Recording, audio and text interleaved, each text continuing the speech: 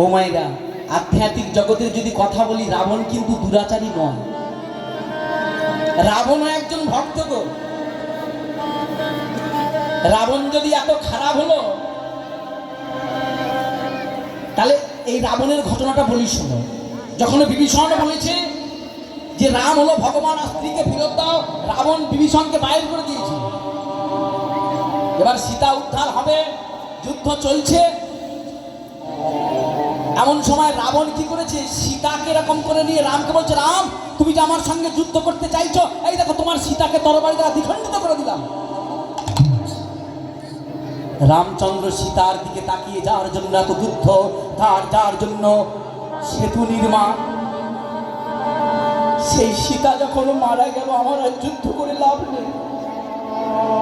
বিভীষণ বলল, প্রভু তুমি যুদ্ধ করছো না কেন? তখন রাম বলেছিল, বিভীষণ তাকিয়ে দেখো, ওই দিকে তাকিয়ে দেখো, ওই তোমার দাদা রাবণ আমার সীতাকে তরবারি দ্বারা দ্বিখণ্ডিত করেছে। বিভীষণ বলেছিল, প্রভু ওটা মায়া, রাক্ষসী মায়া। বিভীষণ, কি বলছো তুমি? হ্যাঁ প্রভু, রাবণের ক্ষমতা নেই তোমার সীতাকে মারবে, ওটা হলো রাক্ষসী মায়া। রাম বিশ্বাস করছে না, বলছে না আমি নিজে চোখে দেখেছি। বলছে, প্রভু তুমি যদি না বিশ্বাস করো, তাহলে আমি ওরকম তোমার সীতা তৈরি করে তোমাকে দেখাতে পারি। বলছে, আমিও তো ওখানে ছিলাম নাকি, আমিও তো রাবণের ভাই, আমিও তো জানি কোন কৌশল। বলছে ঠিক আছে দেখাও। ও মায়েরা, যজ্ঞের আয়োজন করা হয়েছিল জানেন তো, ওই একটা করে ঘৃতাহুতি দেয়, একটা করে সীতা তৈরি হয়। তো ঘৃতাহুতি দিতে দিতে 16,100 সীতা তৈরি হয়ে গেল। তখন রমণীগণ বললেন, রামচন্দ্র তো হতভাগ, দেখি অবাক হয়ে গেল কি। তখন নারীগণ দাঁড়িয়ে বলছে, প্রভু আমাদের যখন রমণীকুলে সৃষ্টি করেছ, তবে আমাদের উপায় বলে দাও, কি চাও? না আমরা তোমাকে প্রতিরূপে পেতে চাই। ভগবান বলল, এই যুগে সম্ভব নয়, আগত তারপরে আমি কৃষ্ণ হব, আর তোমাদের নরকাসুর তুলে নিয়ে অত্যাচার করবে। আমি নরকাসুরের হাতে থেকে তোমাদের উদ্ধার করে আমি দ্বারকায় নিয়ে তোমাদের বিবাহ করব, আমার 56 কোটি যদুবংশ হবে। সেই ভগবান দ্বারকা 56 কোটি যদুবংশের মালিক। এই কৃষ্ণ গৌর হয়ে কাঁদলো কেন? প্রশ্ন জাগে না, যিনি ভগবান সে কাঁদবে কেন? কৃষ্ণ ভাব আমাদের জানার বিষয়, তিনি গৌর হয়ে কাঁদলো কেন? তিনি ভগবান, তার কিসের ভাব? যখন দ্বারকায় কৃষ্ণ একদিন শয়নে আছে, মায়েরা গল্পটা শুনুন একটু। ভগবান কৃষ্ণ দ্বারকাতে শয়নে আছেন, আর ভগবানের 16,108 জন রমণীর মধ্যে দুজন শ্রেষ্ঠা, একজনের নাম সত্যভামা, একজন রুক্মিণী। তো ভগবান ওই একজন শিব সেবা করছে, চরণ সেবা করতে করতে ওই সত্যভামা রুক্মিণী অঝর নয়নে কাঁদছে। তো ভগবান এই ঘুমের মধ্যে যখন নয়ন জল ওই ভগবানের চরণে পড়েছে না, ভগবান চমকিত হয়ে, সত্যভামা রুক্মিণী তোমরা কাঁদছো কেন? কিসের অভাব তোমাদের? সত্যভামা রুক্মিণী বলছে, প্রভু আমরা কোনো অভাবে কাঁদছি না। তাহলে তুমি কি দুঃখে কাঁদছো? বলছে, প্রভু না, দুঃখে কাঁদছি না। তাহলে কিসের জন্য কাঁদছো? রোগে শোকে? ভক্তমণ্ডলী, ভক্তিমতী মায়েরা, মানুষ কাঁদে কেন? আপনারা যারা মোটরসাইকেল আনছেন অবশ্যই গ্যারেজে রাখবেন। হয় রোগে কাঁদি নয়, শোকে কাঁদি নয়, জ্বালাতে কাঁদি নয়, যন্ত্রণায় কাঁদি। সত্যভামা রুক্মিণী বলল, প্রভু আমরা কেউ রোগে শোকে জ্বালায় যন্ত্রণায় কাঁদছি না। কাঁদছো কেন? কি জন্য কাঁদছে? বলছে, প্রভু আমি আনন্দে কাঁদছি। আনন্দে? এদিকে মায়ের, আনন্দে কাঁদা যায়? হ্যাঁ বাবারা বলুন, আনন্দে কাঁদা যায়? মানুষ আনন্দে কাঁদতে পারে? ভগবানের মনে ইচ্ছা জাগলো, আমি জানি এতদিন জেনে এসেছি মানুষ রোগে পড়লে কাঁদে, শোকে কাঁদে, জ্বালায় কাঁদে, যন্ত্রণায় কাঁদে, কিন্তু আনন্দে কাঁদা যায়? ভগবানের মনে প্রশ্ন জাগলো, আমি আনন্দে কাঁদতে চাই। বলো সত্যভামা রুক্মিণী। বলছে, প্রভু আমরা কেউ বলতে পারবো না। তাহলে তোমরা কাঁদছো? বলছে, প্রভু তুমি তো ভগবান, আর আমরা হলাম তোমার দাস। তোমার চরণ সেবা করতে করতে কখন যে নয়ন ধারা বেরিয়ে যায় আমরা বুঝতে পারি না।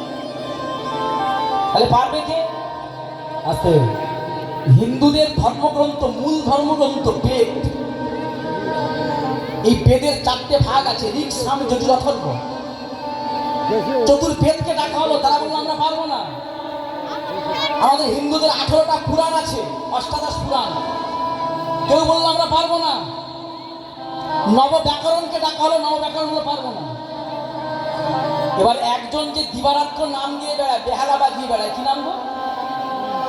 ও মাইরা, বেহালা বাজিয়ে নাম দিয়ে বেড়ায়, কি নাম? হ্যাঁ, নারদকে ডেকেছে। নারদ, তুমি কি বলতে পারবে কি করলে আমি আনন্দে কাঁদতে পারবো? নারদ বলছে পারবো না। আরে তুমি কাঁদো কেন?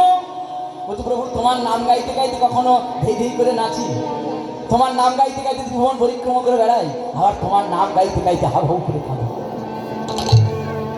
কে পারবে?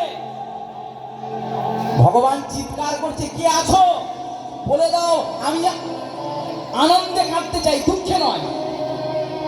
মায়েরা, হরিবাসরে আজকে আনন্দেই কাঁদা হবে, দুঃখে নয়। ভগবান যখন চিৎকার করছে, সারা পৃথিবী থর থর থর করে কাঁপছে। কে আছো? কেউ বলতে পারবে? আমি আনন্দে কাঁদতে চাই, দুঃখে নয়, শোকে নয়, জ্বালায় নয়, যন্ত্রণায় নয়। গোটা পৃথিবী যখন থর থর করে কাঁপছে, তার মধ্যে কে যেন বলল, প্রভু আমি আছি, অপরাধ নেবেন না। কে তুমি?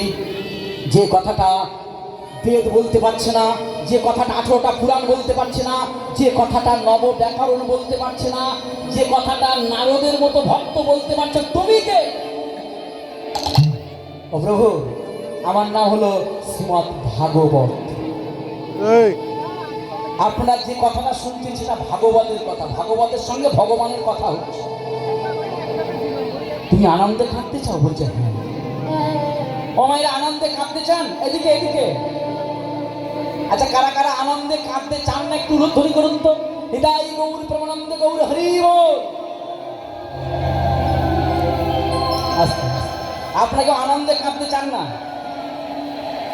আমি প্রশ্ন করেছি কারা কারা আনন্দে কাঁদতে চান? তাহলে কেউ চান না আনন্দে কাঁদতে, সবাই দুঃখে কাঁদতে চান। হ্যাঁ, এটাই শোনার ভুল। একটা কথা আছে, হরি নামে কি আনন্দ ডুবলে জানা যায়। এ নামে যে ডুবেছে সেই জেনেছে, অন্যের জানা বড়। তাহলে ভাগবত বলছে, বলো ভাগবত কি করলে আনন্দে কাঁদতে পারবো? ভাগবতের কথা শোনো মায়েরা। ভাগবত বলছে, প্রভু তুমি তো ভগবান, তোমাকে আদেশ করার মতো ক্ষমতা আমার নেই, তবে আমার কথা যদি মেনে নেন আপনি আনন্দে কাঁদতে পারবেন। সবাই ভাগবতের বদলের দিকে তাকিয়ে আছে, বলছে কি বলছে ভাগবত? যে কথাটা বেদ বলতে পারছে না, যে কথাটা নারদের মতো ভক্ত বলতে পারছে না, নব ব্যাকরণ 18 পুরাণ কেউ পাচ্ছে না। ভগবান বলছে, বলো ভাগবত কি করতে হবে? বলছে, প্রভু তুমি তো ভগবান, তুমি থাকো কোথায়? ওমাইরা, ভগবান কোথায় থাকে? কি গো, ভগবান কোথায় থাকে? পিছন দিকে বলো। হ্যাঁ হ্যাঁ, ভগবান বলছে, কথাটা তো পরে। ভগবান বেদের সঙ্গে তর্ক বিতর্ক হচ্ছে। ভগবান থাকেন গোকুলে, কিন্তু না, নারদকে বলেছিল, নারদ আমি কোথায় থাকি জানো? নাহাং তিষ্ঠামি বৈকুণ্ঠে জগন্নাথ হৃদয় নাচ মা ভক্তা যাত্র গায়ন্তি তত্ত্ব তিষ্ঠামি হে নারদ। আমি কোথায় থাকি জানো? আমি বৈকুণ্ঠে থাকি না, মুনিগণের মনে থাকি না, যোগীগণের যোগে থাকি না। মত ভক্তা, মত মানে সংস্কৃত ব্যাকরণ, মত মানে আমার। ভক্তা, এখানে ভক্তা মানে এক বচন না, দ্বিবচন, বহু বচন। ভক্তা মানে আমার ভক্তেরা।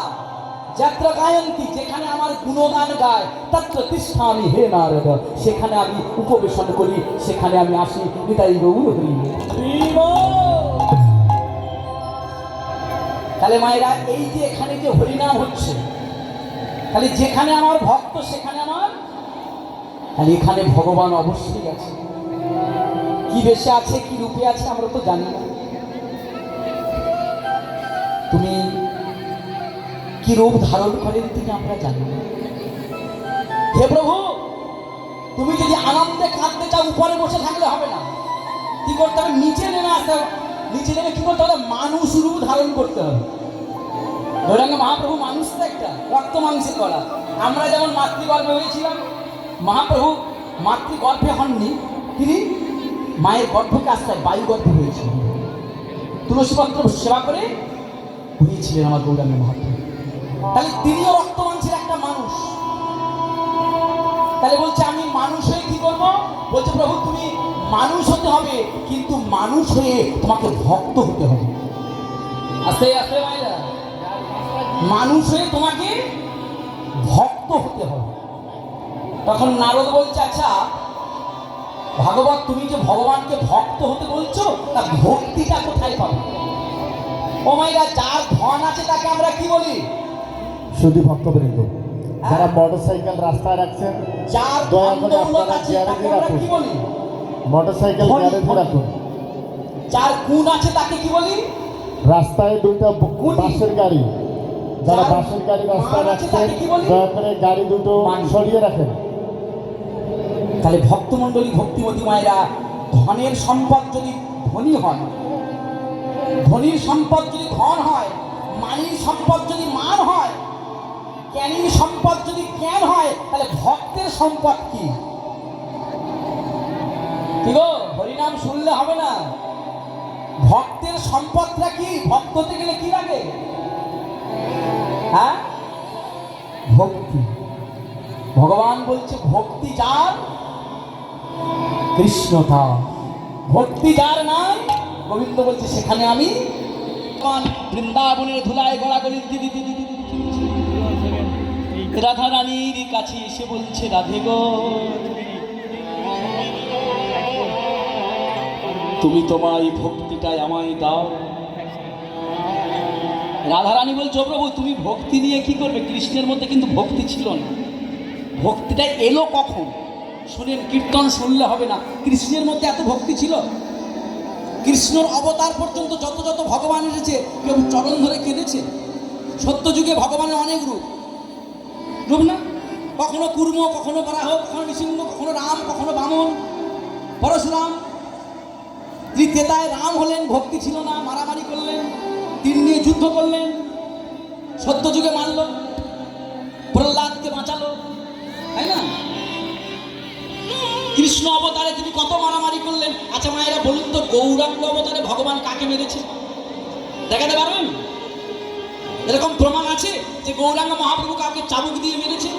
তবে সবাই হরিনাম নিয়েছে না? কেন নেয়নি? তার কারণ এখানে রাধা রানীর কাছে এসে বলছে রাধে গো, রাধে গো তোমার ভক্তিকে আমায় দান করো। রাধা রানী বলছে ভক্তি নিয়ে কি করবে? বলছে ভক্তি নিয়ে আমি কলিকালে ভক্ত হব। আর ভক্ত হয়ে কি করব জানো? কি করবে রাধে? আমি ভক্তের চরণ ধুলায় গড়াগড়ি দেব। তখন রাধারানী বলেছে প্রভু শোনো, তোমাকে একটা কথা বলি, শুধু ভক্তি কাশীচরের হেম ডাক্তারের বাড়ির পাশে এক বৃদ্ধ মহিলা অসুস্থ হয়ে পড়ে গেছে। ভক্তি আছে বলে ভক্ত দয়া করে এখানে যোগাযোগ করুন।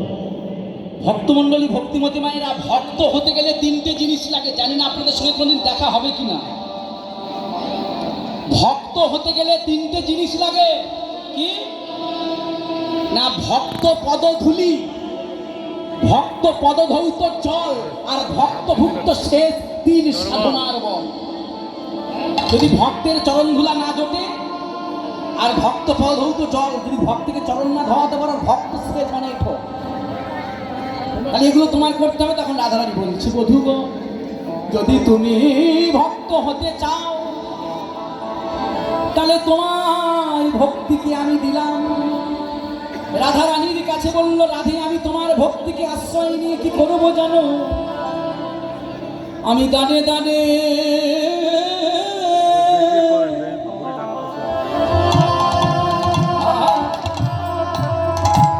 নামে বিলাবো,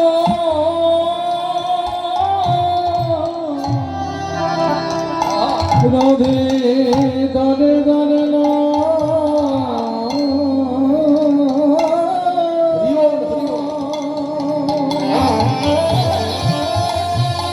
কাশীচরের হেম ডাক্তারের বাড়ি, ওইখানকার এক বৃদ্ধ মহিলা অসুস্থ হয়ে এক বাসায় আছেন। দয়া করে আমাদের সাথে যোগাযোগ করুন। কাশীচরের কোনো লোক আমাদের সাথে যোগাযোগ করুন। আমি আশ্রয় করে দানে দানে না,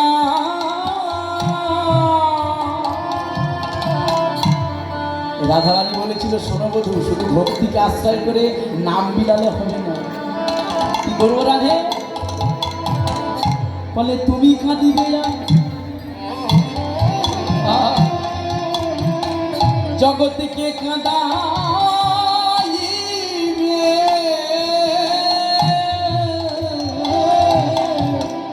তুমি কাঁদবে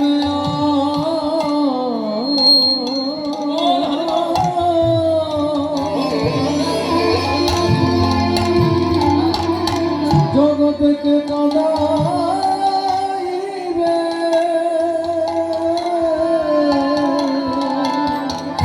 জীবের দাঁড়ে দাঁড়ে নামে বিলাবে,